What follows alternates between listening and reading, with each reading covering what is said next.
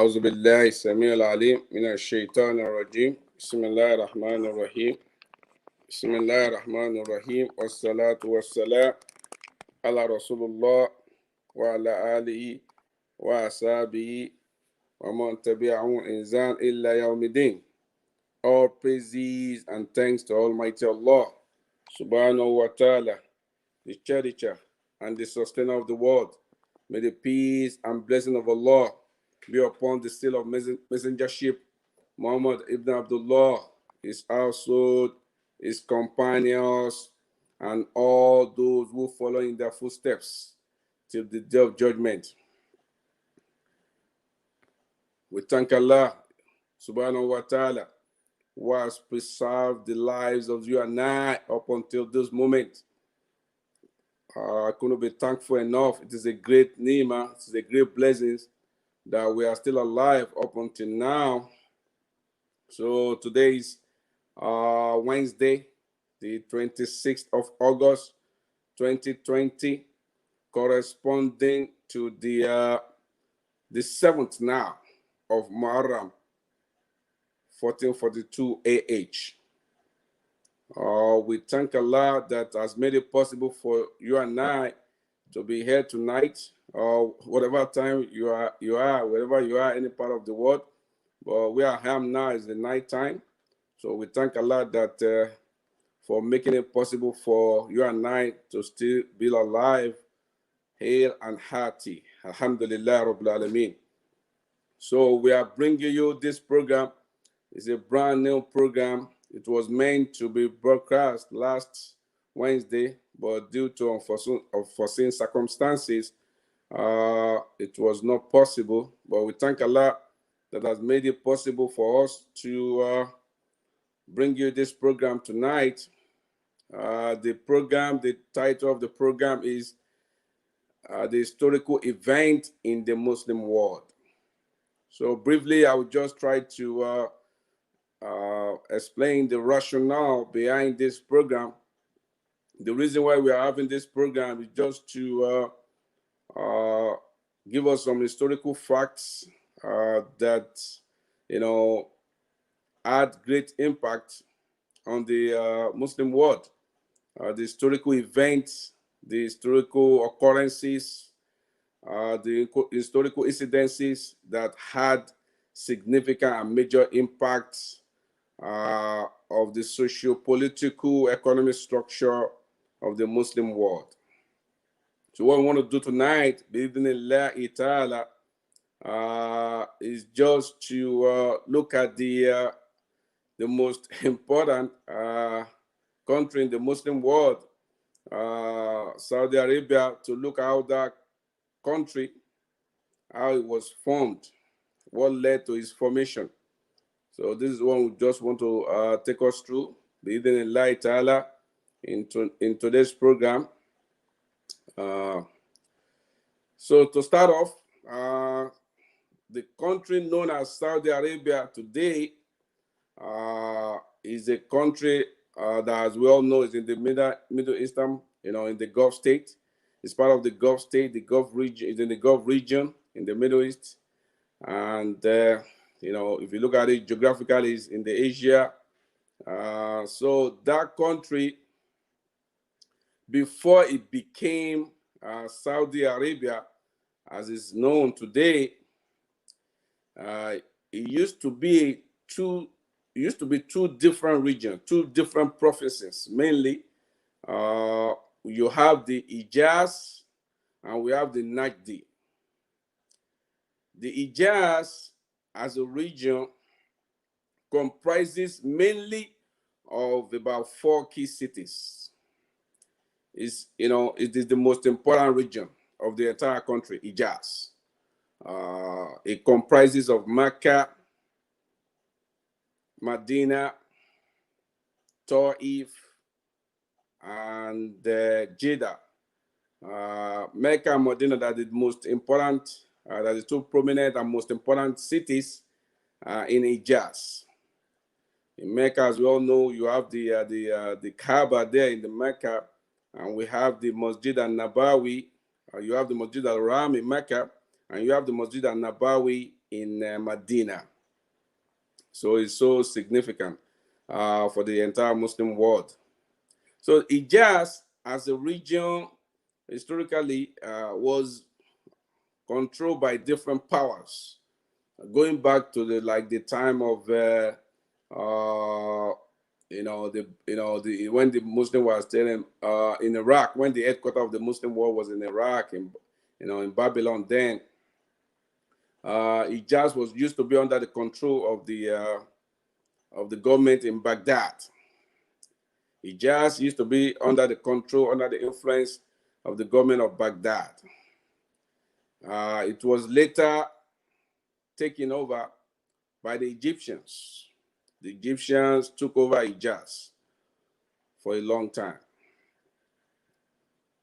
And it was later, around the, I think, 16th century, it was taken over by the Ottomans.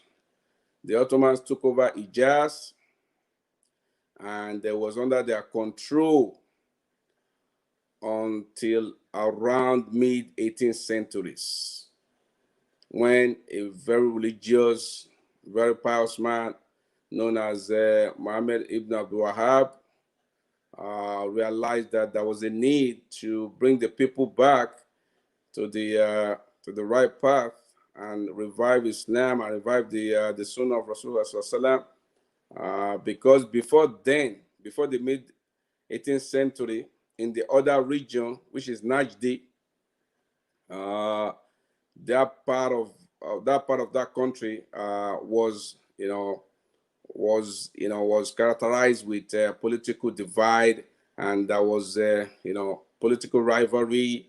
It was under the control of different people, fighting among themselves, different tribesmen, different clans. So Najdi was not stable at all. It was controlled by different people. Najdi comprises, just to let you know for information's sake, comprises mainly of the Riyadh. Riyadh is the major city and is the largest city in Najdi. You have the Riyadh, you have Rob al Khali. So you have, before before Muhammad ibn Abdul Wahhab was motivated and got inspiration that there had to be a change in that region. That region was in turmoil, was controlled by different clans, different tribesmen, and there was a political divide. It was not under any stable leadership. It was not under any stable leadership, the Najdi region. Whereas it just enjoyed stable leadership, but was controlled by different powers. As already mentioned, it used to be controlled by the government in Baghdad. It used to be controlled by the government in Egypt, and it was, controlled by the Ottomans for a very long period of time. And so when it was the movement, a kind of coalition, a kind of joint force by Muhammad ibn Abdul Wahhab and Al Saud family. It was that joint movement, it was that coalition, it was that force, that the coming together of Muhammad ibn Abdul Wahhab and the Al Saud family that led to a kind of uprising against the Turks, against the Ottomans' rule in the Hijaz. Because what happened was the coming together of the Muhammad ibn Abdul Wahhab and Al Saud family dislodged that movement. There was a movement, they formed a movement, and that movement dislodged all these tribesmen that were just making that region unstable then. That movement between Muhammad ibn Abdul Wahhab and Al Saud family dislodged all those tribesmen, and the Al Saud family, there was an agreement between Al Saud family and Muhammad ibn Abdul Wahhab that they came into an agreement, and they both agreed that Islam should be the national religion, and they Quran should be their constitution. They should revive the you know they should allow Islam to control the country. So that allowed Al Saud. There was an agreement. The Al Saud, now took over the leadership in that region, in Niger region, in the mid 18th century.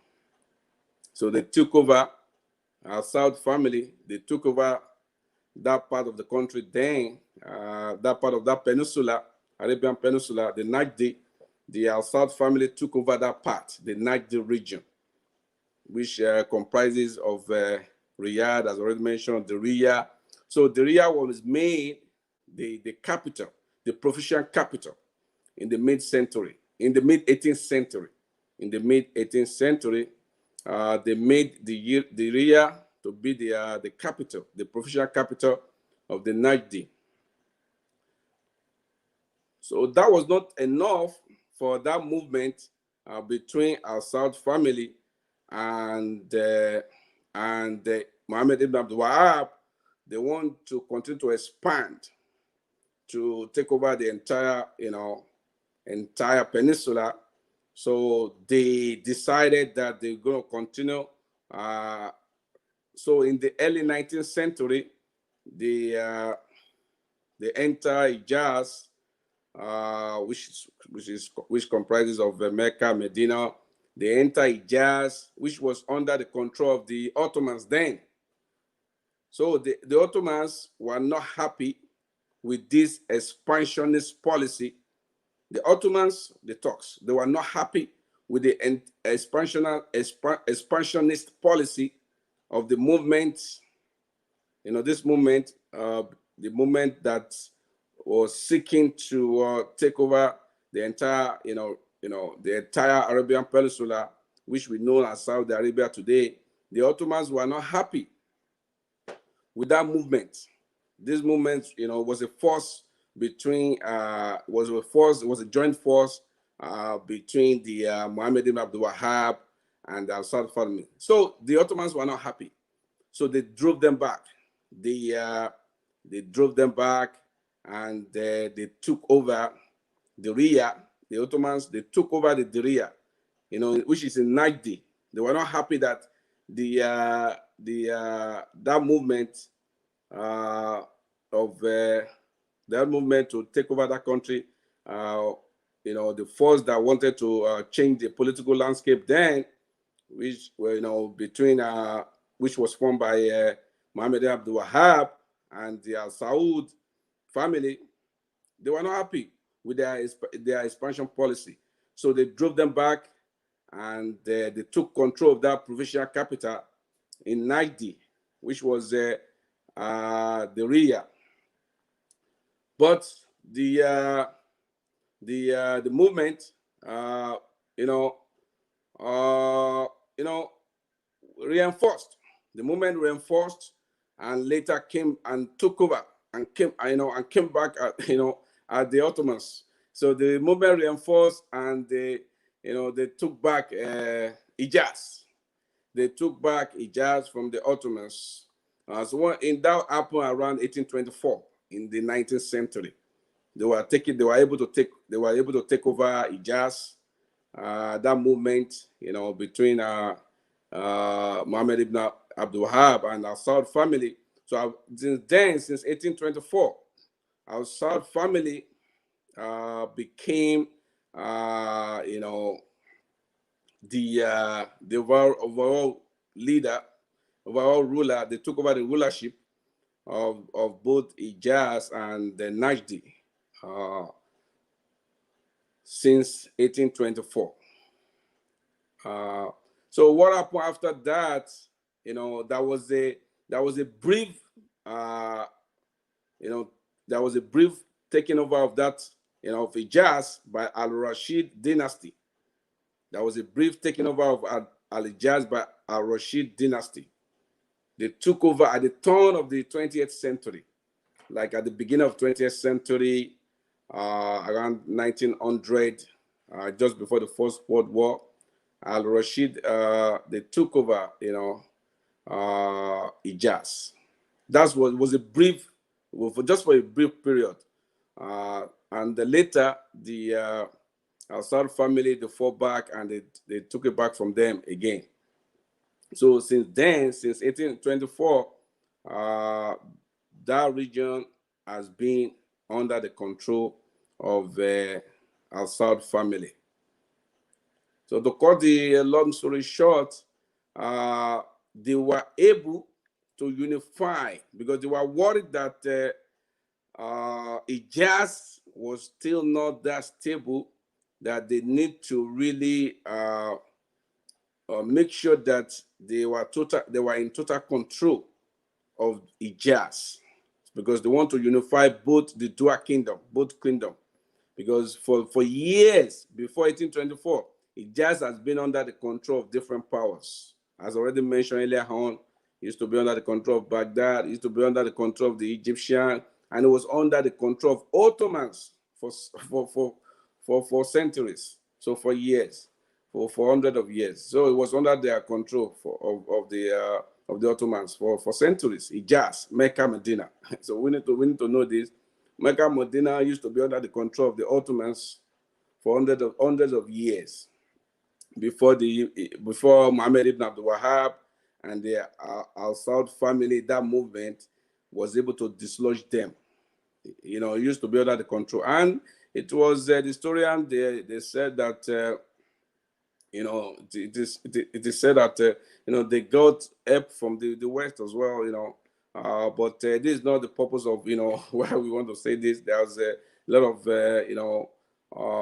not very good political motive behind all these things. But what actually happened at the end of the day, that both Ijaz and Najdi came together, was unified. Ijaz, the dual kingdom, the both kingdoms were unified on September 23, 1932, by the very first official king of the new state called Saudi Arabia. Saudi Arabia was officially formed on September 23, 1932, by decree, and it became absolute monarchy. And since then, up to now, the country that we call Saudi Arabia, that's how it was formed. That's how it became Saudi Arabia. It was due to a movement that came to existence in the mid 18th century, which was inspired by the Muhammad ibn Abdul Wahhab. He was a very religious man, was a scholar, and he wasn't happy with the status quo, because the region he was living in, the Najdi, was politically divided. It was characterized with unrest, and was not stable politically.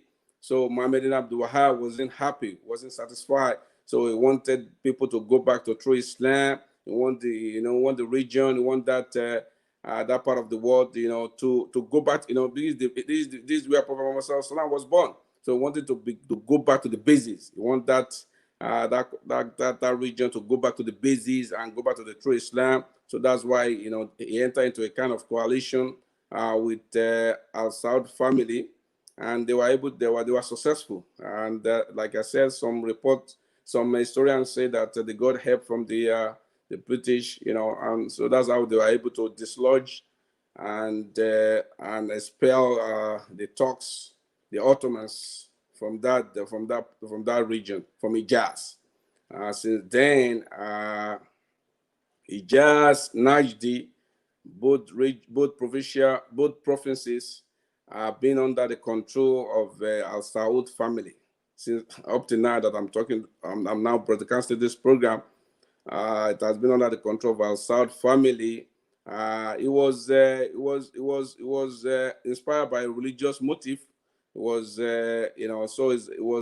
but as we can see, it was not exactly this is what has really shaped the political landscape and the socioeconomic structure of that region.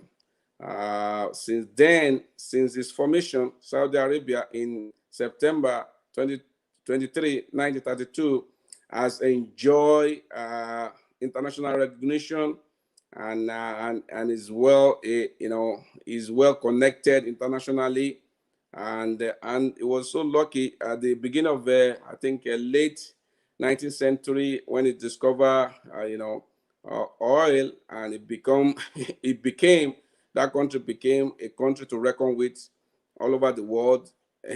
So Saudi Arabia, it became the largest country with the oil reserve, the country with the largest oil reserve on the planet. It's one of the greatest blessing, and that on that region, on that country, on that nation. So it was blessed with oil, and because of that, he enjoyed. The country has been enjoying international recognition. It's a country to reckon with as a result of that, and not only because of that. This is the birthplace of Rasulullah Sallallahu Alaihi Wasallam. Prophet was born in Mecca. So that's one of the reasons why the country, has to be reckoned with. It's not something that anybody can brush aside in the world. So this is how Saudi Arabia was formed, actually. So this is the reason why this is what we are doing today in this program. So it's been eye opening. It's something we need to know because there are certain, some Muslims, they might be misguided by certain things if they see some things happening in that part of the world, that why do we have this type of government in this country? Why this and this is the bad place of Rasulullah. Why are they ruled by monarch? Why are they ruled by monarch? Why do they have absolute monarchy? So Muslims might be wondering. We all need to know the genesis. We all need to know how that monarchical system, how that monarchical government came about. We need to have this information, because having this information will help us to realize that no, that's not exactly what Islam is. This is purely political, or this is done purely for economic reason.